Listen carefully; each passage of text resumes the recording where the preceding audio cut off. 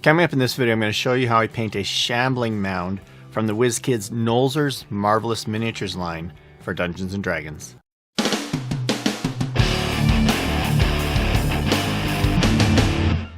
Welcome back to Mini Junkie, everyone. My name is Jarrett.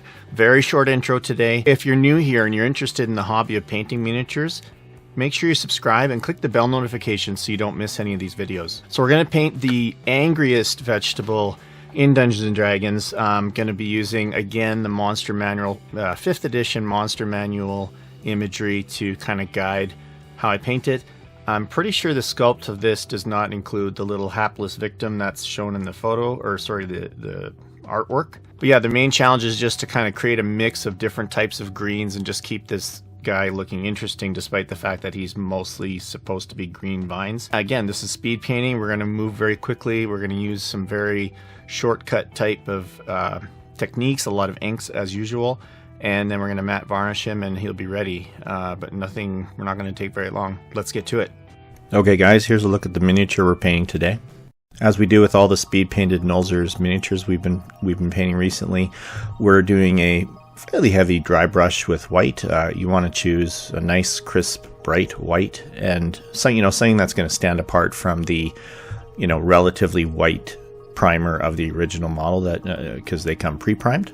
That's going to help to shine through the inks and glazes that we do and create highlights. So I'll show you how I started this. How I approached this at first was take some green ink and just paint it over, one leaf at a time kind of thing, and it was not really working because this would take forever and it's not really speed painting, and it just wasn't really seeming like an efficient way of approaching it. So I temporarily parked the green portion and went to work on the wood. It's hard to tell what's wood and what's sort of vines, etc. on this guy, so I just kind of used my judgment and just applied a glaze or wash of brown ink from Vallejo Game Ink. And of course, check to make sure you're following the complete length of each piece of wood or vine, because there's a lot of intertwined sections on this.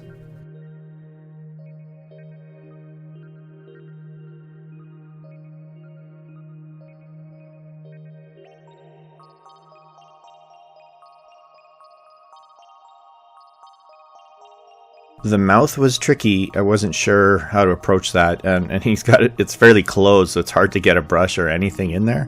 Ultimately, I took Citadel Caliban Green, which is a fairly dark green, and just kind of shoved it in the mouth as best I could with a brush. That's the only way I could seem to come at it. So yeah, after I failed by trying to individually paint those leaves, I took Vallejo Black Green. So they make a black green and a regular green. So in this case, black green, and I'm putting it everywhere that we didn't do the wood color, just like with a big wash brush, and just, trying to soak up any heavy pooling that's happening in places you don't want it, but just cover the whole body and just avoid the mushroom caps, because what we're doing now is we're going to create an orange mix using yellow ink and red ink, and we're just going to glaze over the top of those mushroom caps that are on his head. Now you can see this kind of fails. I don't know what's going on, if it's like my yellow is too watery, but it just wasn't opaque enough, so we're going to come back and fix that later.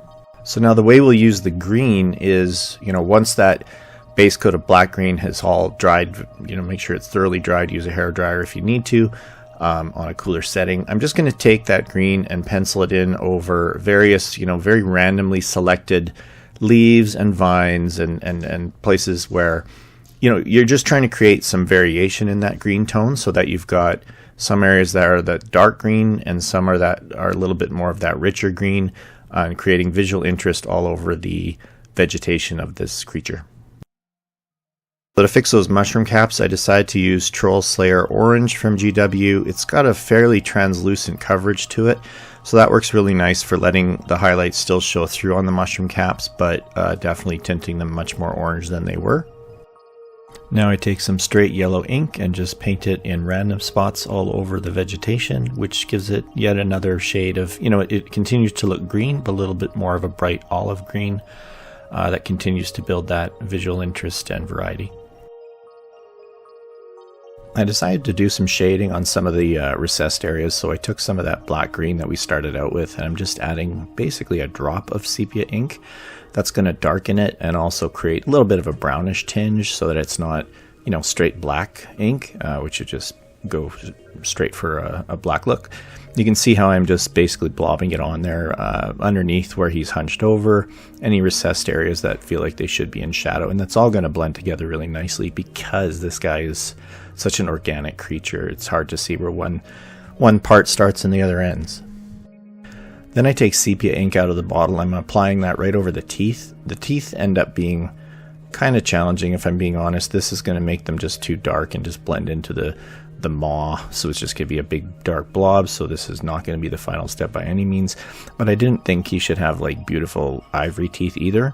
Now going back to the mushroom caps on his head, I take some Vallejo skin wash, which is a really orangey wash. It's actually, I don't think, very good for skin or flesh tones on these miniatures, but it actually worked really well for these, and I'm quite happy with the orange tone that was achieved using it on these mushroom caps. And then in my ongoing quest to figure out what to do with these teeth, I paint the skin wash over them, which continues to not look great. Then I thought, let's take that skin wash and just apply it over some of the branches and vines and whatnot all over the shambling mound, just in various random areas. Again, just continuing to add variety to the tones of the vegetation. It looked pretty good, actually. It doesn't look orange. It looks basically like branches. So my final attempt to make the teeth stand out but not look totally like, you know, bone-colored teeth was to use Baneblade Brown. So that's creating almost like a wood-toned lighter color to help the teeth stand out while still looking like it's part of the vegetation. I'm pretty happy with the final look. It's not amazing, but it'll work. Now hit the whole model with your favorite variety of matte varnish. And here's how he turns out. I'm quite happy with how this looks, considering it was very, very easy and very quick to do. Lots of variety in the vegetation and some interesting points in terms of the wood and the mushroom caps. Yeah, overall I think he turned out great.